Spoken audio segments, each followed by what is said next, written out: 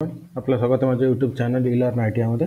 आजचा जे आपला क्लास आहे turner first year theory MCQ, ज्याप्रमाणे आपण पूर्ण क्वेश्चन सॉल्व करून देतो। याच्या आधी पण 5-6 क्लास सॉल्व करून देणार आहे, त्याचप्रमाणे आपण याच क्लासमध्ये पण MCQ सॉल्व करून देणार आहे। स्टार्ट करूया। आजचा जे आपला क्लास आहे turner first year theory MCQ English to मराठीमध्ये।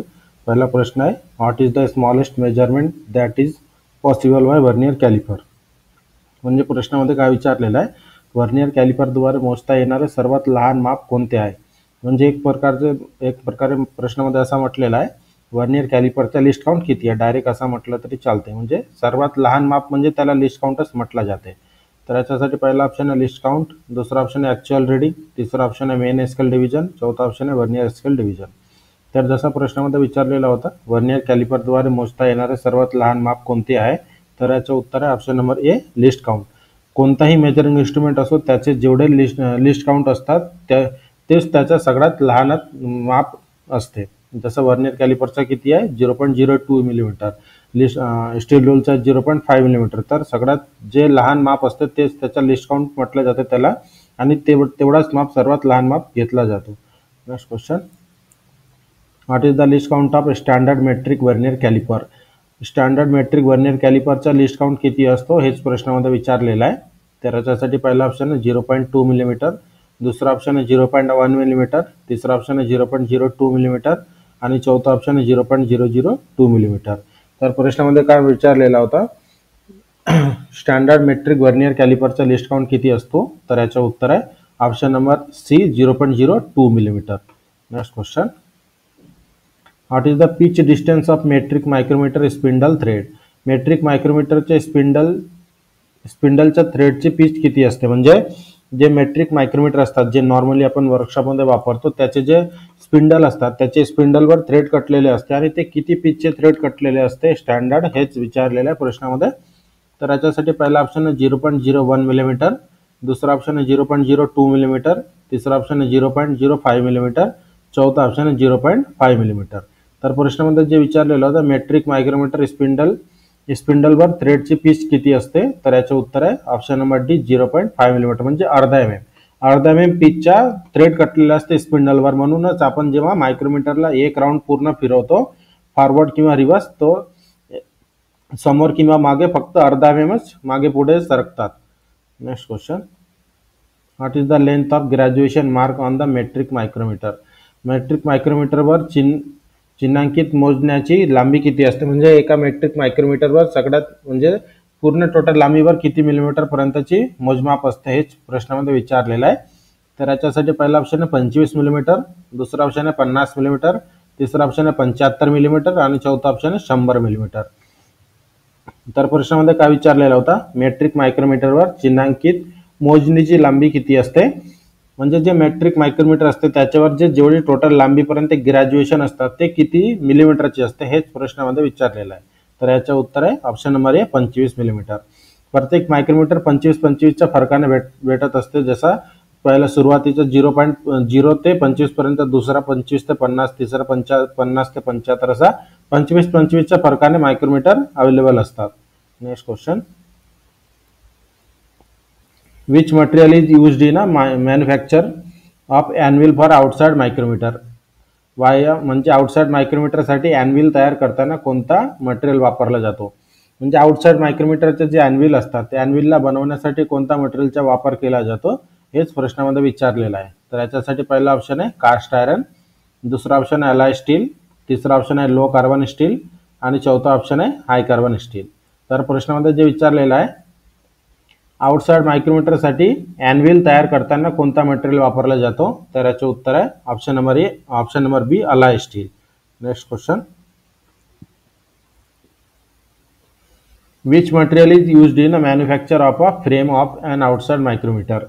तर याच्यामध्ये काय विचारलेलं आहे, मायक्रोमीटरचा जे आउटसाइड मायक्रोमीटर असते, आउटसाइड मायक्रोमीटरचा फ्रेम जे असतात त्या फ्रेमला बनवण्यासाठी कोणता मटेरियलचा वापर केला जातो। तर याच्यासाठी पहिला ऑप्शन आहे अलाय स्टील, दुसरा हार्डन्ड स्टील, तिसरा ड्रॉप फोर्ज स्टील आणि चौथा ऑप्शन आहे Chrome vanadium steel.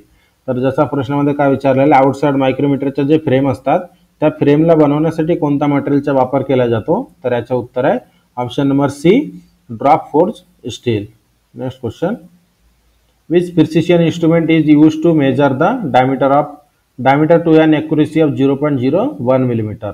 0.01 millimetre अचूकतेने diameter मोजण्यासाठी कोणते अचूक मापन उपकरण वापरले जाते? म्हणजे असा कोणता मेजरिंग इन्स्ट्रुमेंट आहे ज्याच्या सहाय्याने आपण 0.01 मिलीमीटरच्या ॲक्युरेसीने डायमीटर चेक करू शकतो, हेच प्रश्नामध्ये विचारलेलं आहे. तर याच्यासाठी पहिला ऑप्शन आउटसाइड मायक्रोमीटर, दुसरा ऑप्शन आहे इनसाइड मायक्रोमीटर, तिसरा ऑप्शन आहे वर्नियर कॅलिपर आणि चौथा ऑप्शन आहे स्टील रूल. तर प्रश्नामध्ये काय विचारलेलं होतं पहिले आधी समजून घ्यायचा की असा कोणता मेजरिंग इन्स्ट्रुमेंट आहे ज्याच्या सहाय्याने आपण 0.01 मिलीमीटर ॲक्युरेसीनं डायमीटर मोजू शकतो आपण. डायमीटर म्हटलेलं आहे. तर याच्यासाठी याचं उत्तर आहे option number A outside micrometer. Outside मायक्रोमीटरचा वापर करून आपण कोणत्याही जॉबचा आउटर डायमीटर आपण चेक करू शकतो. आणि जे इनसाइड मायक्रोमीटर म्हणजे याच्या नावावरच आहे, फक्त आतमधील मोजमाप करण्यासाठी याचा वापर केला जाते. वर्नियर कॅलिपरच्या सहाय्याने आपण आउटसाइड, इनसाइड आणि डेप्थ पण चेक करू शकतो, पण याचा लिस्ट काउंट 0.01 मिलीमीटर पेक्षा जास्त असते. आणि स्टील रूलचाही लिस्ट काउंट जास्त असते. Next question, what is the accuracy of an outside micrometer? Outside मायक्रोमीटरची अचूकता किती असते, म्हणजे आउटसाइड मायक्रोमीटरची लिस्ट काउंट किती असते हेच प्रश्नामध्ये विचारलेलं आहे इनडायरेक्टली. तर याच्यासाठी पहिला ऑप्शन आहे 0.1 मिलीमीटर, दुसरा ऑप्शन आहे 0.01 मिलीमीटर, तिसरा ऑप्शन आहे 0.001 मिलीमीटर आणि चौथा ऑप्शन आहे 0.001 इंच. तर प्रश्नामध्ये काय विचारलेलं आहे, आउटसाइड मायक्रोमीटरची ॲक्युरेसी किती असते? तर याचं उत्तर आहे option number B 0.01 millimetre. Next question, which part of the micrometer has a mark datum line? Micrometer मधील कोणत्या भागावर डॅटम लाईन म्हणजे मूल रेषा असते? या प्रश्नामध्ये विचारलेलं जसा मायक्रोमीटरच्या 2-3 पार्टवर ग्रॅज्युएशन असतात, तर डॅटम लाईन बद्दल या प्रश्नामध्ये विचारलेलं आहे. तर याच्यासाठी पहिला ऑप्शन आहे ॲनव्हिल, दुसरा ऑप्शन आहे थिम्बॉल, तिसरा ऑप्शन आहे रॅचेट स्टॉप आणि चौथा ऑप्शन आहे बॅरल किंवा स्लीव. तर प्रश्नामध्ये जे विचारलेलं आहे मायक्रोमीटर मधील कोणत्या भागावर डॅटम लाईन म्हणजे मूल रेषा असते?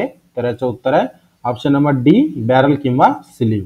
Next question, what is the name of the instrument? आता डायग्राममध्ये आपल्याला एक मेजरिंग इन्स्ट्रुमेंट दाखवलेला आहे, तर या मेजरिंग इन्स्ट्रुमेंटचे नाव काय हेच प्रश्नामध्ये विचारलेलं आहे. तर याच्यासाठी पहिला ऑप्शन आहे डिजिटल मायक्रोमीटर, दुसरा ऑप्शन आहे वर्नियर मायक्रोमीटर, तिसरा ऑप्शन आहे ट्यूब मायक्रोमीटर आणि चौथा ऑप्शन आहे डेप्थ मायक्रोमीटर. तर प्रश्नामध्ये काय विचारलेलं आहे, what is the name of the instrument म्हणजे डायग्राममध्ये दाखवलेलं मेजरिंग इन्स्ट्रुमेंटच्या नाव काय? तर याचं उत्तर आहे option number A digital micrometer. आता डिजिटल मायक्रोमीटर कसे ओळखायचे, तर याच्यावर जे डायमेन्शनसाठी याच्यावर एक स्क्रीन लागलेलं असते, LED स्क्रीन लागलेलं असते, ज्याच्यावर आपल्याला डायरेक्टली माप शो होतात.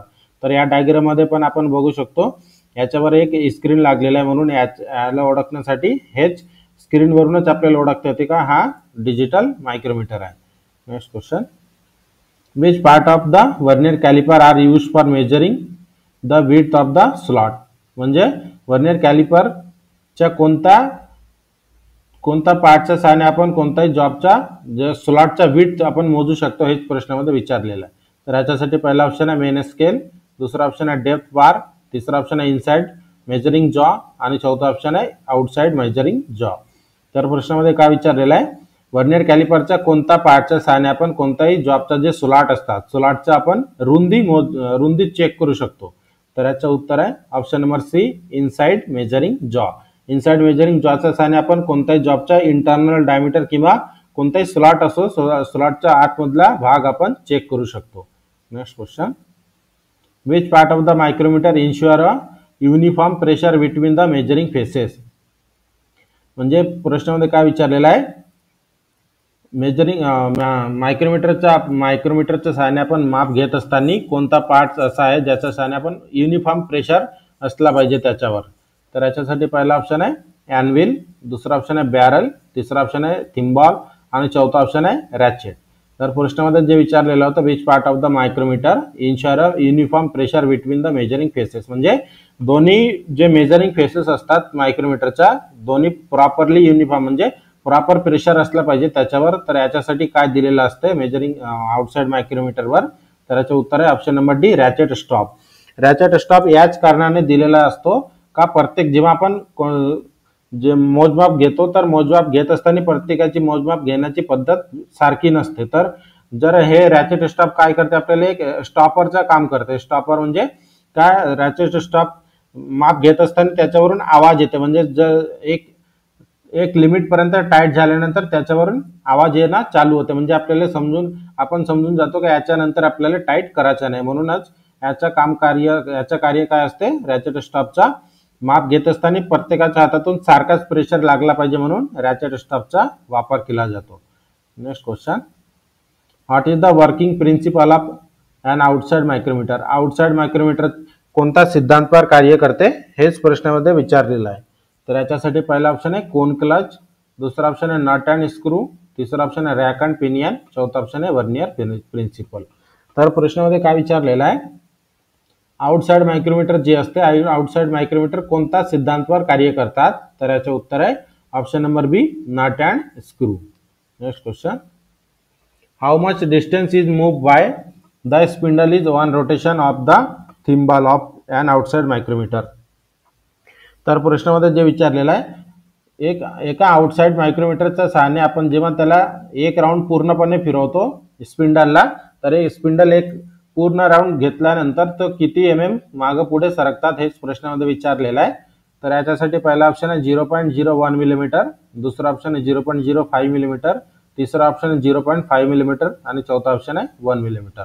तर प्रश्नामध्ये जे विचारलेला होता, आउटसाइड मायक्रोमीटरच्या थिंबलला आपण एक पूर्ण राऊंड फिरवल्यानंतर तो किती जातात, मागे पुढे सरकतात, हेच प्रश्नामध्ये विचारलेला होता.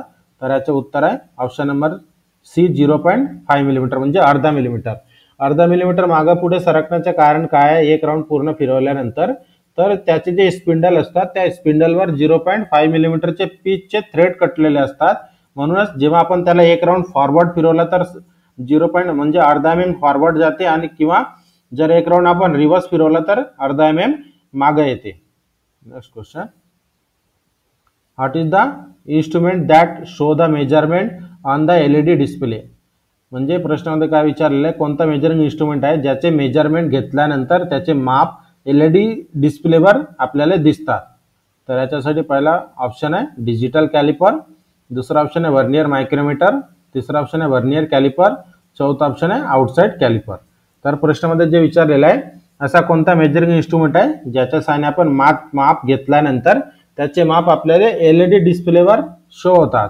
तर याचे उत्तर आहे option number A, digital calliper, किंवा कोणताही डिजिटल मायक्रोमीटर असो. तर याच्यामध्ये आपल्याला ऑप्शन दिलेला नाही आहे.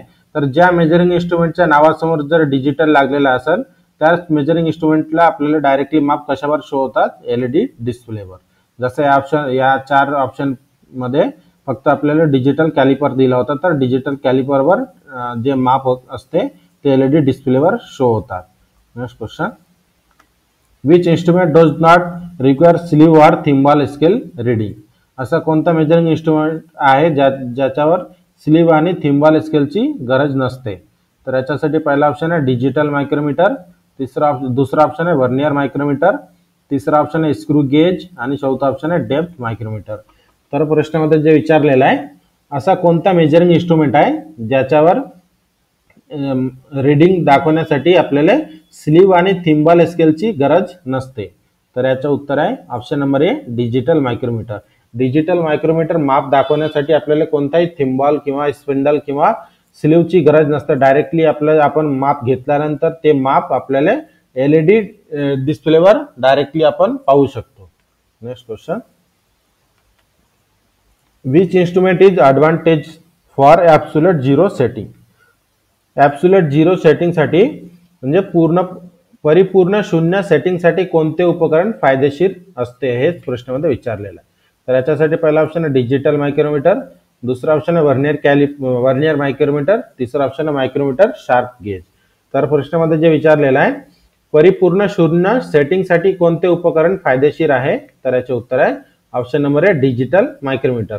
जेव्हा आपण बाकी मेजरिंग इन्स्ट्रुमेंट यूज करतो त्याच्यामध्ये 0 एरर किंवा पॉझिटिव्ह एरर किंवा निगेटिव्ह एरर येण्याचे जास्त चान्सेस असतात. पण जे आपण डिजिटल कोणताही मेजरिंग इन्स्ट्रुमेंट यूज करत असतो तर त्याच्यामध्ये 0 एरर किंवा पॉझिटिव्ह एरर किंवा निगेटिव्ह एरर येण्याचे चान्सेस नसतात. Next question, which instrument has zero parallax error. म्हणजे याच्या आधीच्या प्रश्नामध्ये समजून सांगितलेलं आहे मी, त्याच्याबद्दलच हा प्रश्न विचारलेला आहे. कोणते उपकरण शून्य पॅरालॅक्स त्रुटी असलेले आहे. तर याच्यासाठी पहिला ऑप्शन आहे डिजिटल मायक्रोमीटर, दुसरा ऑप्शन आहे वर्नियर मायक्रोमीटर, तिसरा ऑप्शन आहे स्क्रू थ्रेड मायक्रोमीटर आणि चौथा ऑप्शन आहे डेप्थ मायक्रोमीटर.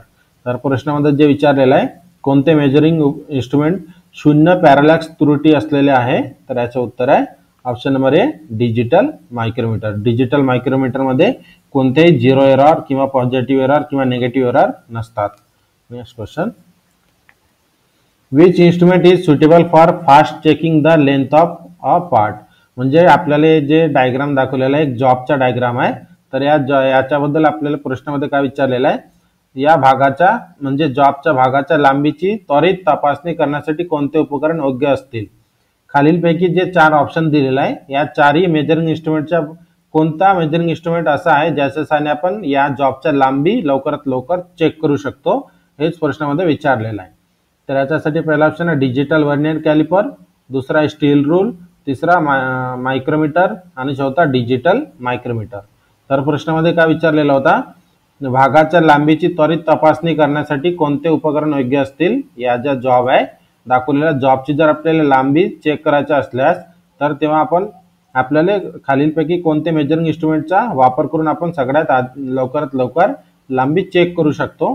तर याचं उत्तर आहे option number A digital vernier caliper. Digital vernier कॅलिपरच्या सहाय्याने आपण कोणताही माप घेतल्यावर डायरेक्टली आपल्याला माप शो होते. जर आपण नॉर्मली वर्नियर कॅलिपर जर यूज करतो म्हटलं तर त्याच्यावर घेतलेला माप आपल्याला जर पॉइंट मधला चेक करायचा असेल तर आपल्याला पॉइंटचा माप चेक करण्यासाठी थोडा वेळ लागतो. Next question, which instrument can easily be convert to millimetre किंवा इंच मेजरमेंट. तर प्रश्नामध्ये काय विचारलेलं आहे, कोणते उपकरण सहजपणे मिलीमीटर आणि इंच मापन मध्ये रूपांतरित केले जाऊ शकते. म्हणजे कोणता मेजरिंग इन्स्ट्रुमेंट आहे ज्याच्या सहाय्याने आपण मिलीमीटरला इंच मध्ये लवकरात लवकर कन्वर्ट करू शकतो. तर याच्यासाठी पहिला ऑप्शन आहे डिजिटल कॅलिपर, दुसरा ऑप्शन आहे वर्नियर कॅलिपर, तिसरा ऑप्शन आहे आउटसाइड कॅलिपर आणि चौथा ऑप्शन आहे इनसाइड कॅलिपर. तर प्रश्नामध्ये जे विचारलेलं आहे, कोणत्या मेजरिंग इन्स्ट्रुमेंटच्या सहाय्याने सहजपणे मिलीमीटर किंवा इंच मापनामध्ये रूपांतर केले जाऊ शकते. तर याचे उत्तर आहे option number A digital caliper. Next question, what is the use of ratchet in and outside micrometer. Outside micrometer मध्ये रॅचेटचा उपयोग काय आहे. तर याच्या 4-5 प्रश्न आधीच मी समजून सांगितलं होतं रॅचेट स्टॉपचा पूर्ण रॅचेट स्टॉप बद्दल. तर या प्रश्नामध्ये तेच विचारलेलं आहे, आउटसाइड मायक्रोमीटर मध्ये रॅचेटचा उपयोग काय असते. तर याच्यासाठी पहिला ऑप्शन आहे थिंबल फिरवण्यासाठी, दुसरा ऑप्शन आहे स्पिंडल लॉक करण्यासाठी, तिसरा ऑप्शन आहे झिरो त्रुटी सुधारण्यासाठी आणि चौथा ऑप्शन आहे मोजणीच्या पृष्ठभागामध्ये योग्य दाब सुनिश्चित करण्यासाठी. तर प्रश्नामध्ये जे विचारलेलं आहे, आउटसाइड मायक्रोमीटर मध्ये रॅचेटचा उपयोग काय असते. तर याचं उत्तर आहे ऑप्शन नंबर डी मोजणीच्या पृष्ठभागामध्ये योग्य दाब सुनिश्चित करण्यासाठी. Next question, what is the reading of the vernier caliper. आता या वर्नियर कॅलिपरचा एक रीडिंगचा डायग्राम दाखवलेला आहे.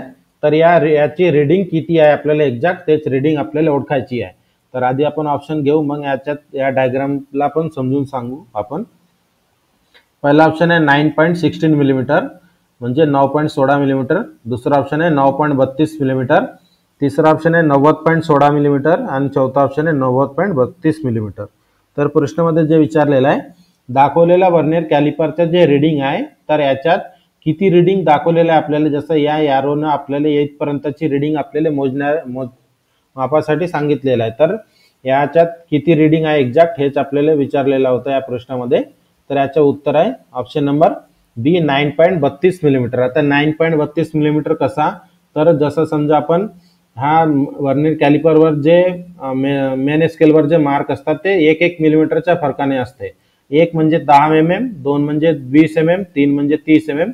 तर हा 10 पेक्षा कमी म्हणजे हा झिरो लाईन कुठं आहे 10 पेक्षा कमी म्हणजे 9 पेक्षा जास्त म्हणजे टोटल किती झाला हा 9 मिलीमीटर. आणि पॉईंट म्हणजे हा वर्नियर स्केलचा ग्रॅज्युएशन आहे. पॉईंटची व्हॅल्यू कशी ओळखायची, आता आपल्याला या ठिकाणी डायरेक्टली एक्युरेट मॅच करून दाखवलेला आहे डायग्राम मध्ये. तर हे किती टोटल रेषा आहे हेच आपल्याला मोजायची आहे. तर हा 15 आणि हा एक 16 रेषा आहे. आणि वर्नियर कॅलिपरचं रीडिंग लिस्ट काउंट किती असतात 0.02 मिलीमीटर. तर जेवढा लिस्ट काउंट असते त्याला खालचा जे वर्नियर स्केल आहे वर्नियर स्केलवर घेतलेला टोटल रेषावरले 0.02 न मल्टिप्लाय करायचं. जसा आता किती आहे हा 16 रेषा आहेत आणि 16 रेषाला 0.02 न जर आपण मल्टिप्लाय केला तर 32 येते. म्हणूनच याचा रीडिंग किती झाला 9.32 millimetre. Next question, what is the reading of the vernier caliper. Vernier कॅलिपरचे रीडिंग किती आहे. आता या डायग्राम मध्ये सुद्धा आपल्याला एक वर्नियर कॅलिपरचे रीडिंग दाखवलेलं आहे. आपल्याला ओळखायची आहे की हा रीडिंग किती आहे. जसं याच्या आधीच्या प्रश्नामध्ये पूर्णपणे समजून सांगितलेलं आहे.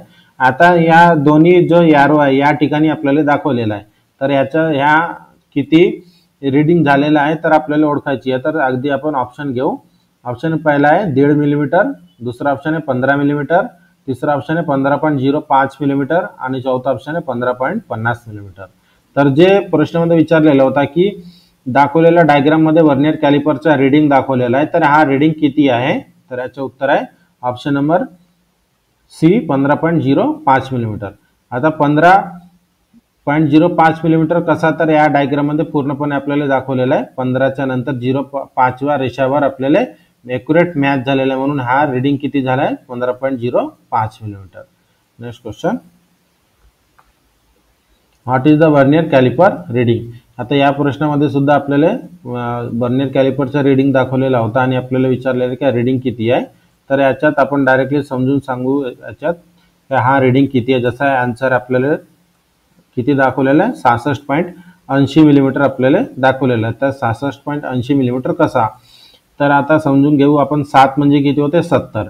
70 पेक्षा खाली माग आहे आपला झिरोवर लाईन. आता हा किती 65 आहे म्हणजे एकदम जे मिलीमीटरचा लाईन म्हणजे मोठा लाईन आहे त्याच्या हा याच्यात आपण पाहू शकतो. हा जो मोठा लाईन हा याच्यावर कोणता ना कोणता एक डिजिट असतात आणि त्याच्यापेक्षा थोडंसं लहान जे रेषा असतं ते 5 मिलीमीटरच्या फरकाचा रेषा असतो. मोठा लाईन 10 मिलीमीटरचा फरकाचा रेषा आणि त्याच्यापेक्षा लहान लाईन 5 मिलीमीटरचा फरकाचा रेषा असते आणि हे जे मेन स्केलवरचा जे बाकीचे लाईन आहे हा पूर्ण 1-1 मिलीमीटरचा फरकाचा रेषा आहे. तर हा किती आहे 65 आहे. 65च्या नंतर हा एक लाईन 66 पेक्षा जास्त आहे आणि 67 पेक्षा कमी म्हणजे मेन स्केलवर किती झाला टोटल आपला 66 म्हणजे या ठिकाणी किती 66 आहे. आता 80 दाखवलेलं आहे. 80 म्हणजे इथं आपण कोणत्या रेषावर आपल्याला एक्युरेटली मॅच दाखवलेला आहे 40व्या रेषावर. तर 40व्या रेषावर मॅच दाखवल्यानंतर जे याची लिस्ट काउंट असतात वर्नियर कॅलिपरची नॉर्मल जे वर्नियर कॅलिपर आहे 0.02 मिलीमीटर. तर जेवढा रेषावर आपल्याला एक्युरेटली मॅच दाखवलेला आहे आणि तेवढा रेषाला मल्टिप्लाय बाय याची लिस्ट काउंटनं मल्टिप्लाय करायचं म्हणजे गुणाकार करायचा. जसा 40वर एक्युरेट मॅच झालेला आहे तर 40 गुणिले 0.02 जर आपण केलो तर याचं उत्तर किती येते 80 येते. म्हणून याचा रीडिंग किती झाला 66.80.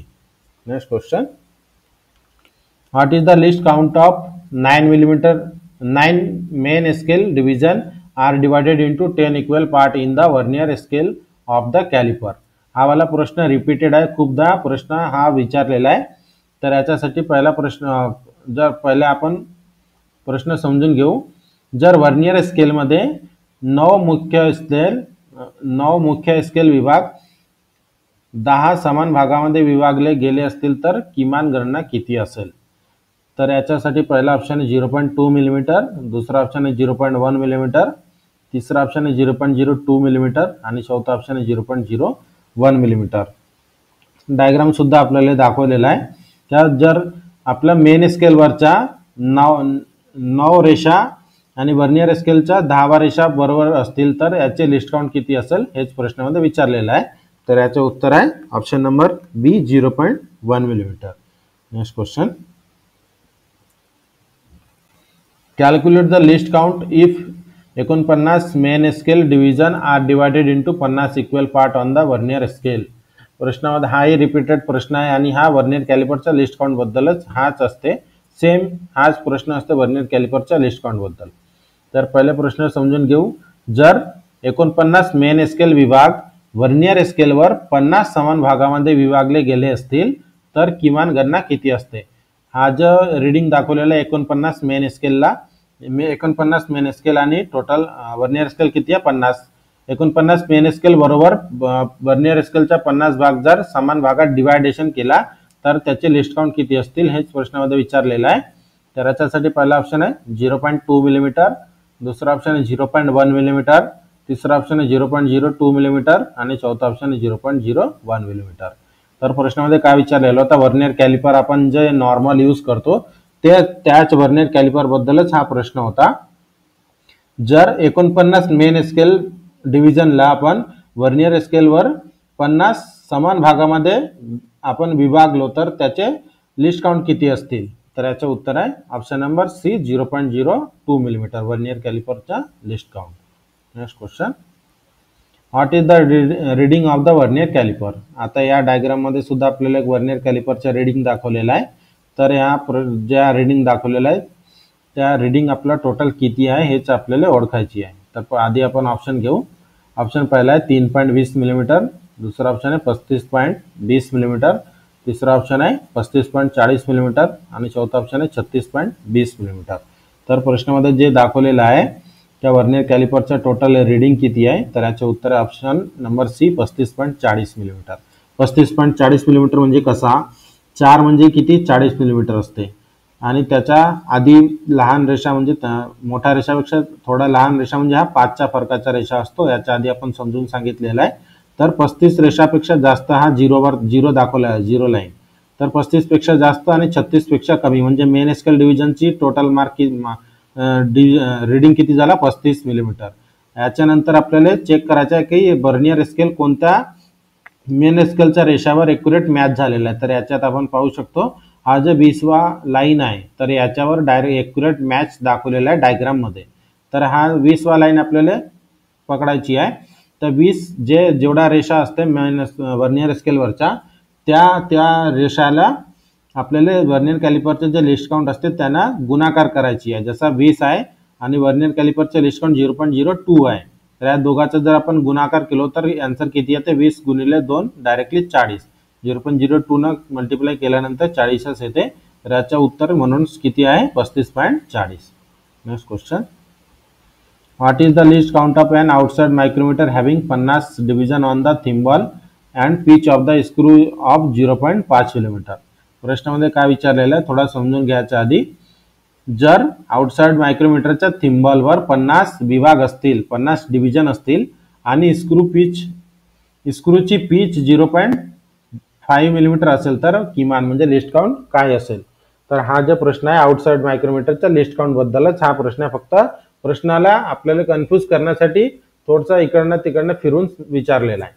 तर याच्यासाठी पहिला ऑप्शन आहे 0.05 मिलीमीटर, दुसरा ऑप्शन आहे 0.02 मिलीमीटर, तिसरा ऑप्शन आहे 0.1 मिलीमीटर, चौथा ऑप्शन आहे 0.01 मिलीमीटर.